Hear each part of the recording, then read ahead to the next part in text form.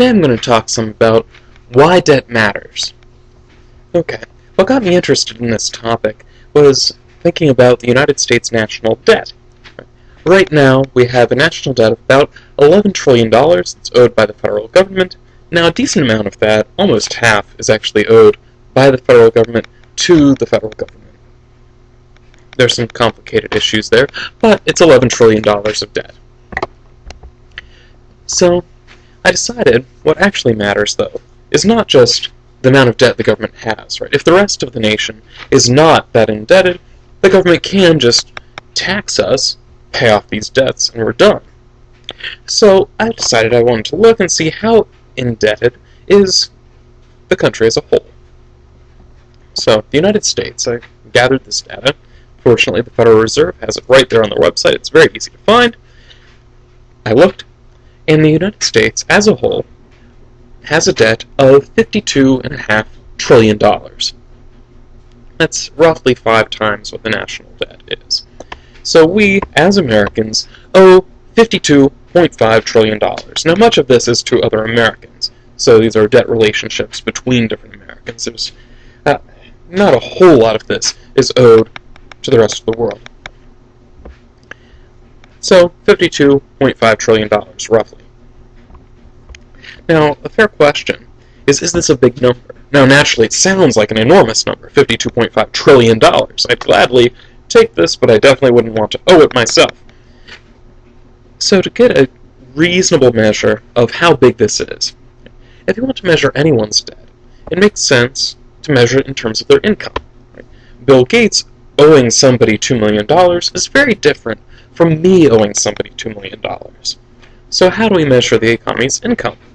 Generally, we would measure that by GDP. So, I calculated the ratio. Took our debt divided by GDP, and found out that we have about 3.7 times as much debt as we have GDP in any given year.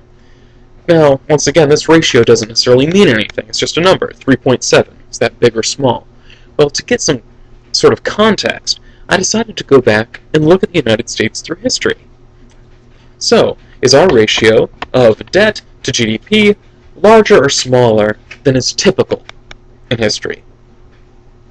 Well, I got data going all the way back to 1952. So, I put this all together and built out a graph. The graph you see here is this ratio over time. Now you can see from 1952 to right around 1979, the ratio is right around 1.5. Right? We owed about 1.5 times what we produced as a country. From 1979 to right around 1986, this ratio increased substantially from right around 1.5, 1.6 up to about 2.3 or so. But then it stabilized. Right? It was relatively stable from around 1987 to around 1997. It increased slightly, but not very much, from around 2.3 up to about 2.5 by 1997. But around 1997, things started taking off. This ratio started increasing substantially, until by the end of 2008, it's now standing where it is now at 3.7. So, what's the situation Americans find themselves in? We owe an amount of debt compared to our income that is unprecedented in the data that we have. We owe a lot more than we have over the past 60 years or so. I think that's significant. And why? Why does this matter? Now, why this matters is that unlike most assets that have prices, right, when times get bad, right, the prices of assets tend to fall. Right?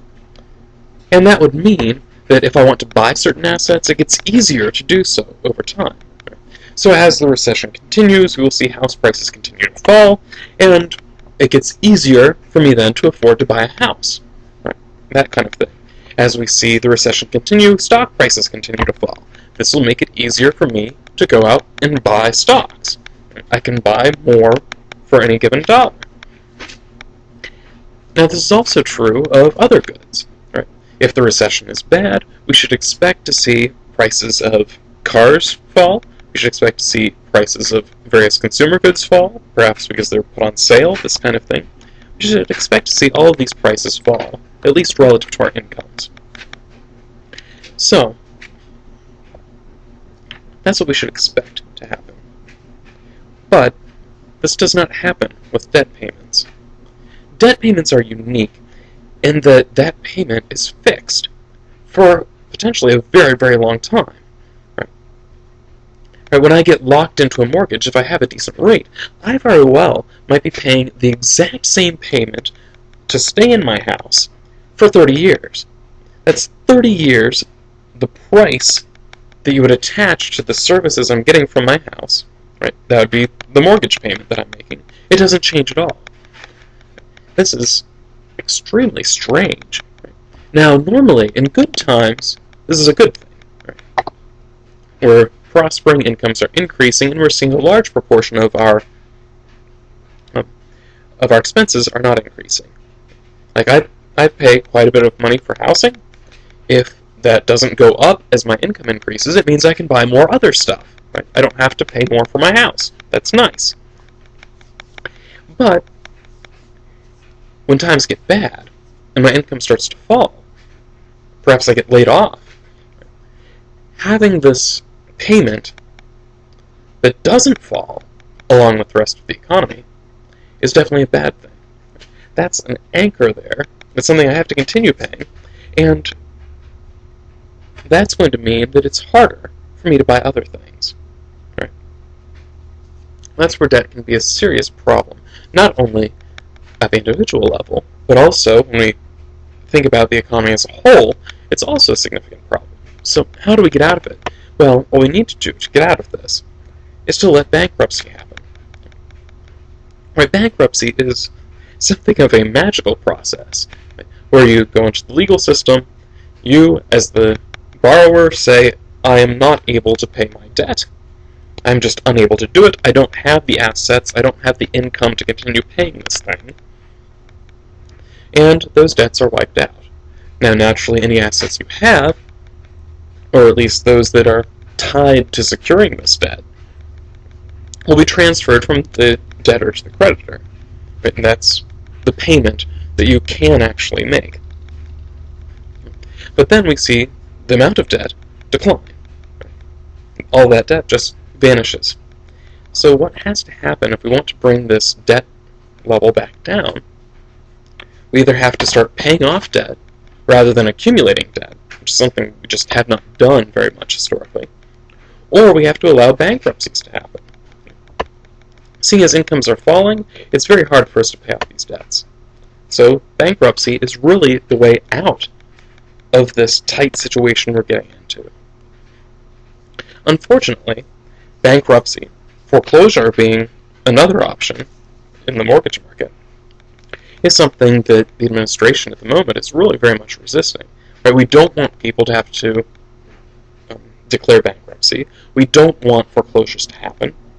We certainly don't want various institutions, these large corporations and such, to go into bankruptcy. Right? We're trying to avoid that. We can't always do it. We heard with the automakers, some of them are going to be forced to go into various restructuring.